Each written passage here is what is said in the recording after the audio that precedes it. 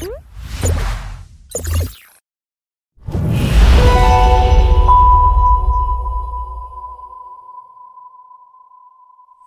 everyone, welcome to the Tech Podcast series. This is Lakshit Pant from Azure Developer Community, and we are back here again with another episode of the Tech series. In today's episode, we have a distinct, honor of hosting our industry leader, Mr. Srinivasa sir, as a esteemed CEO and the MD of Adrenalin System. He has been propelled himself to forefront of defining HR technology landscape, and there has been multiple organization that he has worked with. He comes from a product background and again business aspect. So we'll try to understand this episode what are his future aspirations about new emerging technology that are coming in the market. To kick off the things, I would request sir if you could introduce yourself first. Hi, hello everyone, and I'm Srinivasa Bharathy. I'm the MD and CEO of Adrenalin eSystems, with, of course, having spent more than 25 years in the IT industry, and prior to that, I've been in the manufacturing industry actually, and started my career in 1990, and yeah, it's been a great journey. I've been on both sides of the table, been a corporate enterprise executive before I became an entrepreneur, and now actually it's interesting journey with Adrenalin eSystems in the fast evolving HR tech space. Wow. So I was looking at the website. There is a really nice brochure of categories that you are driving in. I would like you to quickly explain about the work you do at Adrenaline Systems and what kind of product categories you have and how you enhance the employees experience with all the shoot category that you provide, sir. So Adrenalin eSystems actually started off almost 22 years ago, 2002, as one of the pioneers in the HR tech space. It was not called HR tech at that point in time. HR systems were all a part of the ERP systems at that point in time. Right. But then we have gone through the evolution of systems. If you look at how the progress has been, initially ERP systems and HR systems were just systems of records, right? So we used Right. to just record the data of employees and their profiles and their background information and their personal information, etc., etc. Then the system of records now moved on. The next wave was to actually have system of transactions. So you had a seamless transaction that you could execute, whether it is for your talent acquisition process, whether it is your onboarding process, whether it is your performance process, whether it is your payroll process, compensation building or planning processes, etc., etc. And then the system of transactions actually have moved on to what is in the last few years have been called systems of engagement. How do I actually build an employee engagement, and how do these systems actually provide better engagement with our workforce, whether they are employees, whether they are hybrid workers, whether they are contractors, they could be freelancers, they could be interns, trainees, a lot of different types of engagements that happen today between organizations and people. And then what we call now is I think is evolving, and is I think Adrenalin is in the forefront of this, is to create systems of experiences, right? So from the system of records, it was just storing information or data in one place, to a system of transactions which was actually seamlessly helping somebody achieve certain set of tasks, to system of engagement where there's a two-way communication possible between organizations, employees, and between the employees and the workforce themselves. Now it's about how do we provide great experiences for people who are engaged in work in an organizational context. So I think that's how we've evolved, and Adrenalin has actually evolved their solutions. I know our solutions also accordingly, over a period of time, and this is possibly the seventh or eighth version that we have come out with to the market with today. Wow. And we have a global reach. We have offices in South Asia, in Southeast Asia, in Asia Pacific, Middle East, and Africa. We have more than 1,500 enterprise clients today who are using our system. In fact, one of the big pluses I would say is a lot of our large enterprises have been uh, you know using our platform for more than 10-15 years. So I think Wow. that's a big I think Lovely. tick mark in terms of how they have experienced our support, how they have experienced our transition from one solution to the other, as we have also grown into a cloud native, totally cloud, totally enterprise SaaS, from what was on premise small Lotus kind of an application Right. years ago. I just wanted to, because you have been a jack of this trade, what works best for these employee when we talk about the wellness and everything, right? So is it, I have seen a couple of solutions where people are, or these organizations are trying out some kind of, from engagement perspective, trying out some kind of surveys, trying out some kind of games, some kind of maybe fun activities or outing sometimes. So I don't know, like what works best for them, right? When we talk about employee engagement. So let's look at employee engagement from 3 or 4 angles. One is engagement from a physical in the physical world. Which means typically these the how the old age HR engagement used to happen is having fun and games and stuff like that, right? So that continues even now. But then how does a digital system enable somebody to also come together for engagement is one aspect. The other aspect, like you said, interestingly, is today employee wellness, and people wellness, is a big, area where a lot of corporates are looking at how can our digital systems help with not only understanding health, issues, whether it's mental health, whether it's physical health, whether it's even motivation, right? And how that engagement happens can be enabled through intelligent, today AI driven surveys, right? So you can have nudges and prompts which, for example, keep a check and keep asking or keep understanding from employees as to how their mental health is over certain periods of time. Are they feeling stressed? Are they actually feeling not so good, so that interventions can be planned accordingly? That's the second part, which is employee wellness. And the third is the fun part, which is digital fun part. So for example, in Adrenalin, we provide something called a brain bender, which means, Okay. if you want to just take a time off for a few minutes, that in your HR system itself provides a small game for you to play, just as a break, from your normal work routine, and also as a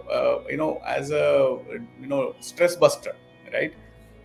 So I think all these today, in today's world, where a lot of employees go through physical, emotional, mental kind of stress, some of these, I would say, de-stressing, detoxing, solutions can be found in digital solutions also.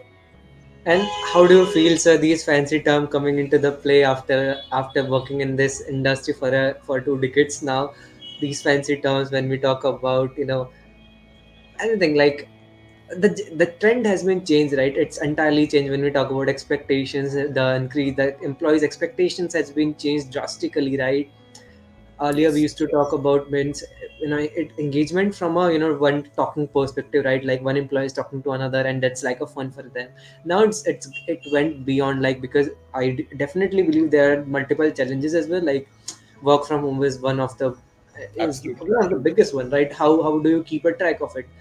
A Yeah. follow-up question would be, because some of the companies have seen tracking maybe kind of efficiency of their employees in some terms, maybe how efficient this employee is in terms of maybe monitoring. Maybe some are using like AI systems for that. Do you feel, is this necessary, or is this valid? Maybe, I don't know, does it really help, or it's kind of a maybe hoax or bubble kind of stuff, right? How do you sense it? See, I think the way so it depends on which business you are in, right?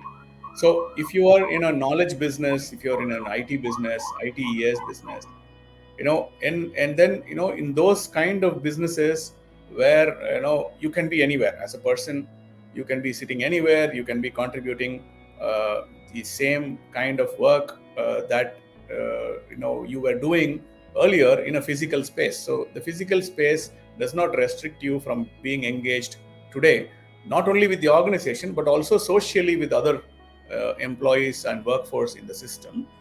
How does this actually impact the engagement itself? I think a lot of employees need that outlet for them. Even work from home, while a lot of people think work from home is a very easy thing to do, it is not. Sometimes it can be stressful, right?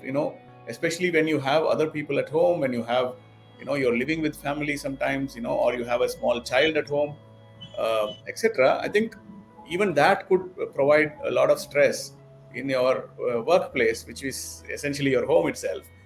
And then the outlets that are needed for social engagement are missing, right? So the answer here is that systems need to be non-intrusive. That is surely one. But how do we balance being non-intrusive at the same time collecting enough information about that person that can be used to help the person, manage their workload and their stress, is the real challenge. And I think that will vary by each business model, each business type. So, if I am in the manufacturing sector, the way I would handle it would be different. If I was in a retail, then I would handle it differently. If I was, in a knowledge business, I would handle it differently. So if I were in a services business where I'm actually like an Amazon, a Swiggy, a Zomato, or somebody, how do I handle those employees who are on the field always, right? And that is handled very differently because they have different types of stress. They are not working from home, they are not working from office, they are actually working on the road, right? and and that has its own challenges and stress, that is attached to it, right? Especially in the Indian context, right? Yeah, So Indian I think context is being very non-intrusive, at the same time helping them and nudging them in order to keep their motivations up, in order to keep their work stress levels down, I think is an important thing that digital solutions can play a big role in. yeah. And for any organization, when we discuss about this term, like for a a good skill, they have to manage that entire employee wellness, and they have to keep a structure of efficiency and whatnot, right?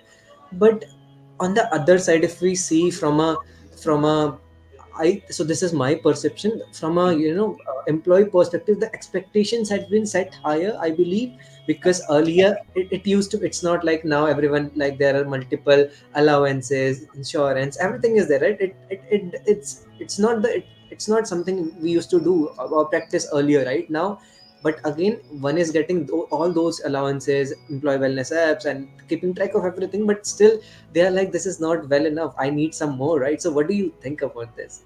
I think it's a bit, I think, bit of both. It's a very personal thing for many people. I think it's also the generational movement that we are seeing in this country, where a lot of young generation, young workforce that's coming in with a lot of high expectations that have been created, either rightly or wrongly. I wouldn't want to comment on that, by the media and many other